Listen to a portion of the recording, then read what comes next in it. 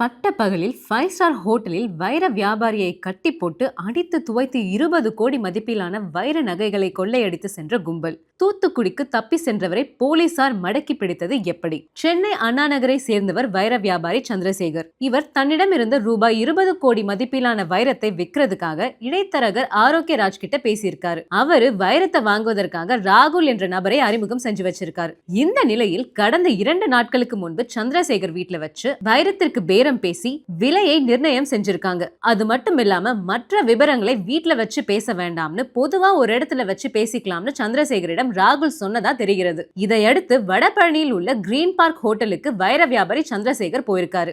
அங்கதான் அவருக்கு ஒரு மிகப்பெரிய அதிர்ச்சி காத்துட்டு இருந்தது. தான் புக் செய்திருந்த அறைக்கு அவர் போனப்போ அங்கு பதுங்கி இருந்த 4 பேர் கொண்ட கும்பல் சந்திரசேகரை கடுமையாக தாக்கியதாக சொல்லப்படுது. அவரை கட்டி போட்டுவிட்டு அவரிடம் இருந்த வைரத்தை எடுத்துவிட்டு தப்பிச் சென்றுள்ளனர். இதனிடையே நீண்ட நேரமாகியும் சந்திரசேகர் வெளியே வராததால் சந்தேகமடைந்த ஹோட்டல் ஊழியர்கள் அவரது அறைக்கு போய் பார்த்திருக்காங்க. அப்போது சோஃபாவில் கட்டி போடப்பட்ட நிலையில் சந்திரசேகர் இருந்ததை கண்டு அதிர்ச்சி அடைந்த ஊழியர்கள் அவரை உடனடியாக மீட்டிருக்காங்க. இந்த கொள்ளை சம்பவம் தொடர்பாக சந்திரசேகர் வடபழனி காவல் நிலையத்தில் புகார் கொடுத்திருந்தார். அதன் அடிப்படையில் வழக்கு பதிவு செய்த போலீசார் சிசிடிவி காட்சிகளை கைப்பற்றி விசாரணை மேற்கொண்டனர். இதையடுத்து தமிழகம் முழுவதும் கொள்ளை கும்பலை தேடும் பணி தீவிரப்படுத்தப்பட்டது. இந்நிலையில் சிவகாசி அருகே சந்தேகப்படும்படியாக ஒரு கார் செல்வதாக போலீசாருக்கு தகவல் கிடைச்சது. அதன்படி அந்த காரை அடையாளம் கொண்ட போலீசார் அதை விரட்டி சென்று டோல்கேட் அருகே சுற்றி வளைத்து கைது செஞ்சிருக்காங்க.